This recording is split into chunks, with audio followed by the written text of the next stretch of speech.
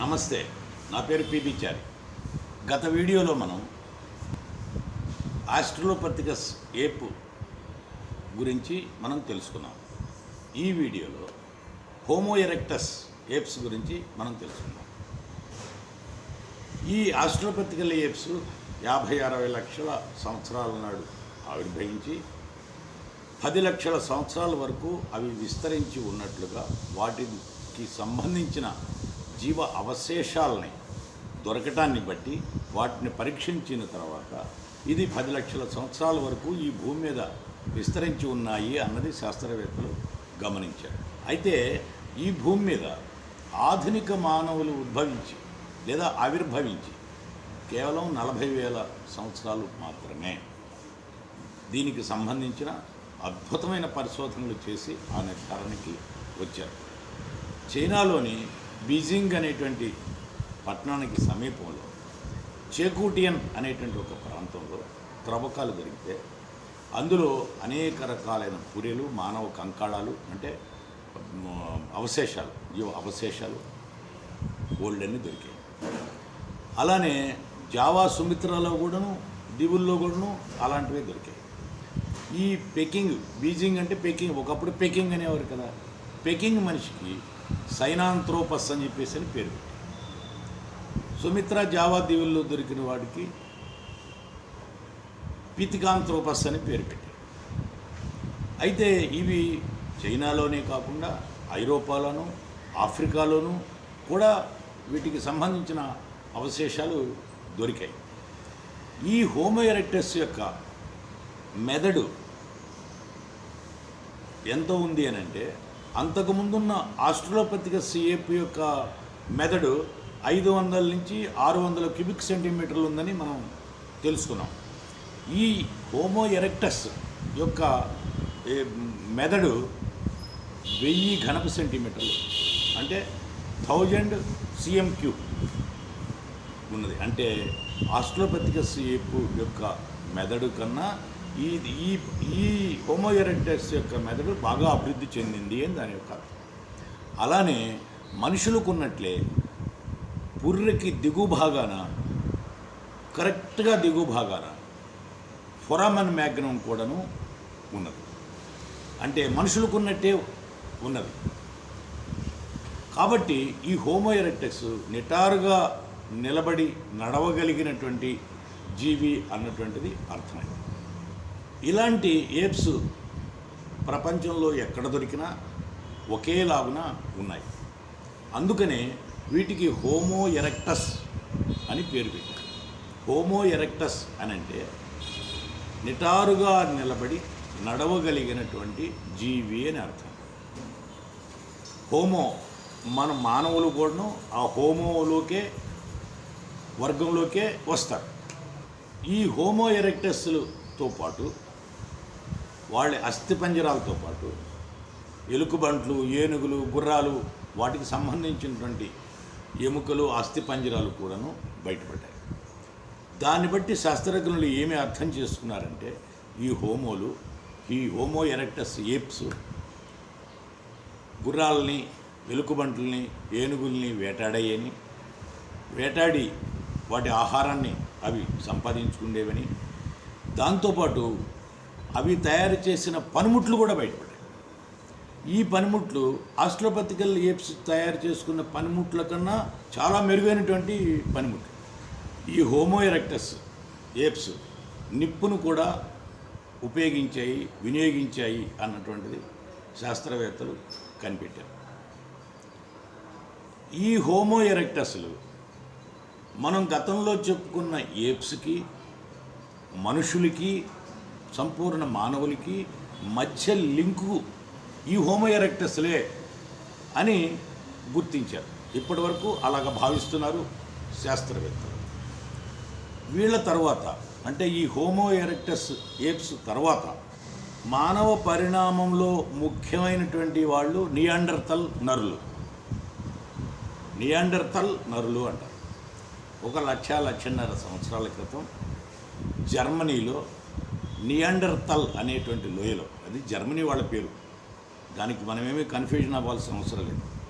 జర్మన్లో ఒక లోయ నియాండర్తల్ అనే లోయలో అనేక రకాలైన అస్థిపంజరాలు బయటపడ్డాయి, జీవుల అస్థిపంజరాలు బయటపడ్డాయి. ఆ నియాండర్తల్ లోయలో బయటపడిన అస్థిపంజరాలు కాబట్టి నియాండర్తల్ మానవులు అనే మానవుల యొక్క అస్థిపంజరాలు అని వాళ్ళు శాస్త్రవేత్తలు తేల్చారు. ఈ నియాండర్తల్ మనుషులు 5 అడుగుల 3 అంగుళాలు పొడవు ఉండేవాళ్ళని, వీళ్ళ మెదడు ఆధునిక మానవుడి కన్నా పెద్ద మెదడు అని చెప్పేసి, అంటే క్యూబిక్ సెంటీమీటర్స్ ఎక్కువ ఉన్నదని. అయితే ఎక్కువ ఉన్నంత మాత్రాన మానవుల కన్నా వాళ్ళు తెలియగల వాళ్ళు కాదు, చాలా వెనకబడినటువంటి వాళ్ళే. అయితే మెదడు ఒక దశ వరకు మాత్రమే పెద్దదయ్యి ఆ తర్వాత అది సంక్లిష్ట దశకి చేరుకుంటుంది. ఇక దాని యొక్క పెరుగుదల ఇంకా అదనంగా పెరిగేదేమీ ఉండదు. వీళ్ళు చాలా బలిష్ఠులు. ఈ నియాండర్తల్ నరులు నిప్పుని వాడేవాళ్ళు. వీళ్ళు రకరకాల పనిముట్లు, 63 రకాల పనిముట్లు బయటపడ్డాయి. వీళ్ళు అంతకుముందు హోమో ఎరెక్టస్ వాళ్ళు వాడిన పనిముట్ల కన్నా మెరుగైనటువంటి పనిముట్లే ఉన్నాయి. చర్మాన్ని శుభ్రం చేయటానికి, చర్మాన్ని కొయ్యటానికి వాడినటువంటి రాళ్లతో చేసుకున్న పనిముట్లు దాదాపు 63కు పైగా బయటపడ్డాయి. వీళ్ళు గుహల్లో నివసించేవాళ్ళు, గుహల్లో బొమ్మలు వేసేవారు, ఆ బొమ్మలకి లోహపు పౌడర్లను కూడా అద్దేవారు. వాళ్ళు మత క్రతువులను కూడాను చేసేవారనేది దాన్ని బట్టి, అంటే అప్పుడప్పుడే సాంఘిక వ్యవస్థ వేళ్ళు అనుకుంటుంది అన్నటువంటి దానికి కూడాను ఈ నియాండర్తల్ నరులు నిదర్శనము అని శాస్త్రవేత్తలు భావిస్తున్నారు. ఈ నియాండర్తల్ నరుల యొక్క అస్థిపంజరాలు దొరికిన తర్వాత ఇంకా కాస్త అభివృద్ధి చెందినటువంటి అస్థిపంజరాలు దొరికాయి. వాటినే ఆ అస్థిపంజరాలని క్రోమాగ్నన్ మానవుల యొక్క అస్థిపంజరాలు అంటారు. ఈ యూరోప్లో, ఫ్రాన్స్లో, ఆ దేశంలో డార్టన్ అనేటువంటి ఒక జిల్లాలో సున్నపురాళ్ల గనులు ఎక్కువ. అక్కడ వాటిని తవ్వి రైలు మార్గాలు వేసే క్రమంలో ఆ త్రవ్వకాలు జరిపినప్పుడు అక్కడ అనేక రకాలైన అస్థిపంజరాలు బయటపడ్డాయి, పనిముట్లు బయటపడ్డాయి.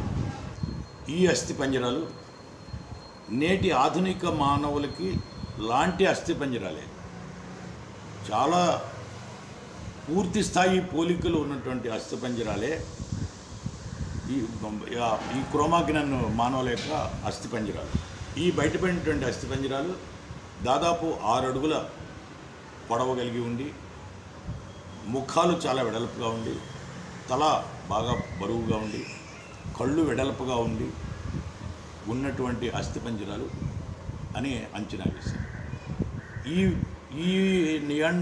ఈ క్రోమాగ్నన్ మానవుల యొక్క స్వరూప స్వభావం అన్నటువంటిది ఈనాటి ఐరిష్ ప్రజలు, స్కాండినేవియన్ ప్రజలు, స్కాండినేవియన్ అంటే డెన్మార్క్, నార్వే, స్వీడన్ లాంటి ఆ దేశాల్లో నివసిస్తున్నటువంటి మనుషుల పోలిక ఎలా ఉంటుందో అలాగా ఉన్నటువంటి వాళ్ళు వీళ్ళు అన్నటువంటిది నిర్ధారణ అయ్యింది. అంతటితోటి మానవ పరిణామ వికాసం అన్నది ఆగిపోయింది. ఇక అక్కడి నుంచి మానవుడి యొక్క మానసిక సాంస్కృతిక వికాసమే అభివృద్ధి అవుతూ వచ్చింది.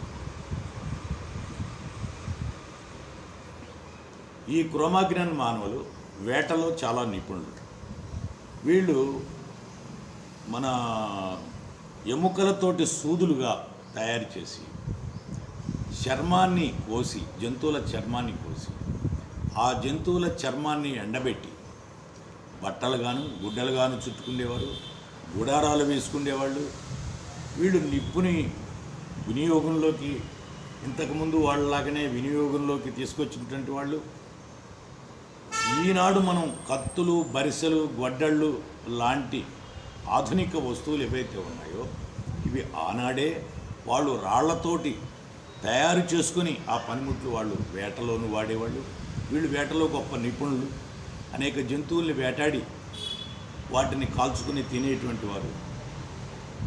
వీరు ఆధునిక మానవులకు దగ్గరగా ఉన్నటువంటి వాళ్ళు ఈ క్రోమాగ్నన్ మానవులు. వీళ్ళు శిల్పాలు కూడా చెక్కారు. రకరకాల బొమ్మలు గీసుకున్నారు, వేట నృత్యాలు చేసేవాళ్ళు. అయితే నియాండర్తల్ నరులు వాళ్ళ చాప్టర్ క్లోజ్ అవటం, అలానే క్రోమాగ్నన్ మానవులు ప్రత్యక్షం అవటం రెండు ఒకసారి జరిగాయి. అంటే నియాండర్తల్ మానవులు అదృశ్యం అవటం, క్రోమాగ్నన్ మానవులు ప్రత్యక్షం అవటం అన్నది ఒకసారి జరిగింది.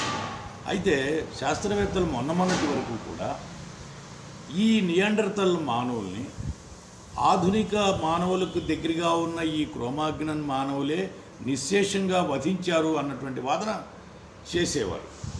కానీ తరువాత కాలంలో శాస్త్రవేత్తలకు అర్థమైంది ఏమిటంటే ఈ రెండు జాతులు, నియాండర్తల్ నరుల జాతి అలానే క్రోమాగ్నన్ మానవుల జాతి పక్కపక్కనే నివసిస్తున్న కారణంగా వాళ్ళ మధ్య సంగమం లేదా సంపర్కం ఏర్పడి అది ఒకే జాతిగా ఆవిర్భవించి ఉంటుంది అని ఈనాడు భావిస్తున్నారు. అంటే నేటికి 2 కోట్ల సంవత్సరాల నాడు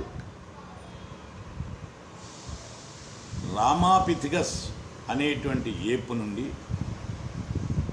ఆస్ట్రలోపిథిగస్ ఏప్ అన్నటువంటిది ఆవిర్భవించి దాని నుంచి హోమో ఎరెక్టస్ ఏప్స్ ఉద్భవించి వాటి నుంచి నియాండర్తల్ నరులుగా పరిణామం చెంది నేటి ఆధునిక మానవులకు దగ్గరగా ఉన్నటువంటి క్రోమాగ్నన్ మానవులుగా ఇన్ని అవతారాలు ఎత్తి పరిణామం జరిగింది.